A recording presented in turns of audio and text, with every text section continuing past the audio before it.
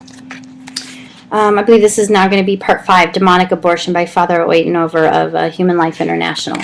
How is abortion related to feminism? He talks about how NARAL, Pro-Choice America, that they are part of what has propelled this unholy trinity. He calls it unholy trinity, of course, being sex education, abortion, and contraception.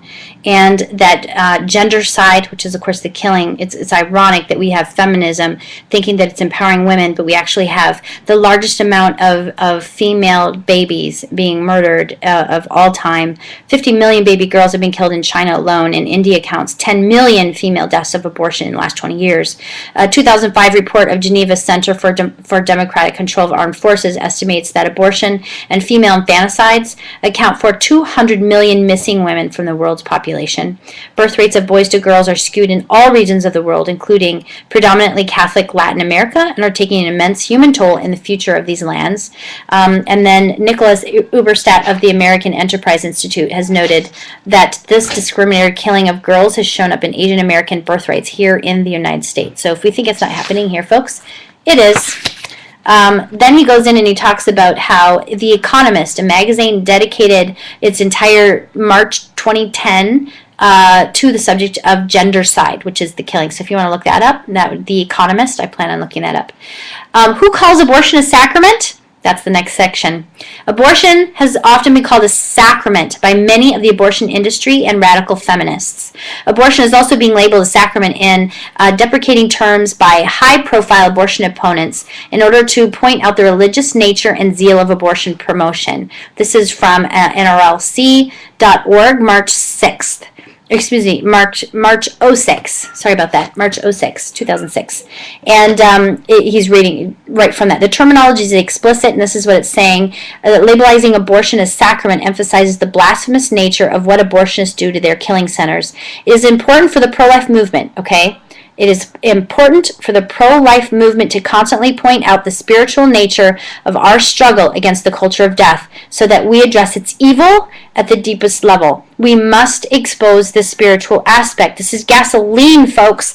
Gasoline on the fire, perpetuating the evil that is growing rampant and gaining in momentum and strength. This is why we've had the spirit of the Antichrist manifesting itself over and over and over throughout history. We had it with Herod. Notice how he slaughtered all of the innocents. We had it with the Pharaoh of killing of the same thing, of the innocent babies.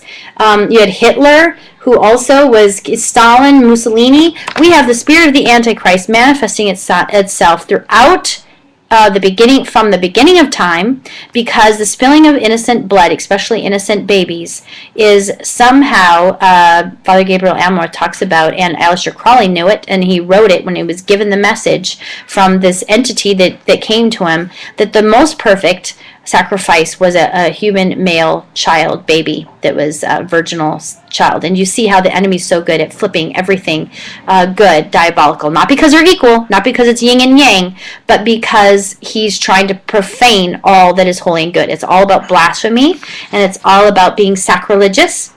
And that's exactly what's going on with this. They call it sacred, holy, a blessing, and a sacrament by abortion promoters.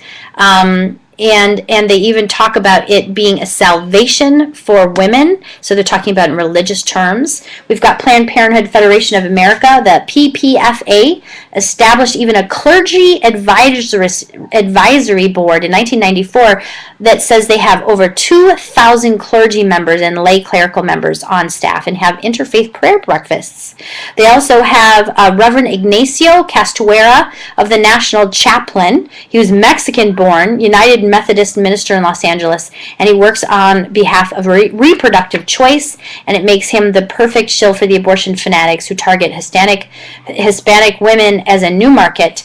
And they have said, and I quote, Planned Parenthood has said in a press release, he will play a pivotal role in communicating the theological justification for choice. See, religion and theology. Theology, just so you know, this is about God. Theology is about the study and understanding of God, okay? Or those things that are about God. Pivotal role in communicating, hold on, I'm going to finish this. In other words, communicating, where was I at? theological justification for choice, sexuality, and contraception to the Planned Parenthood community and general public.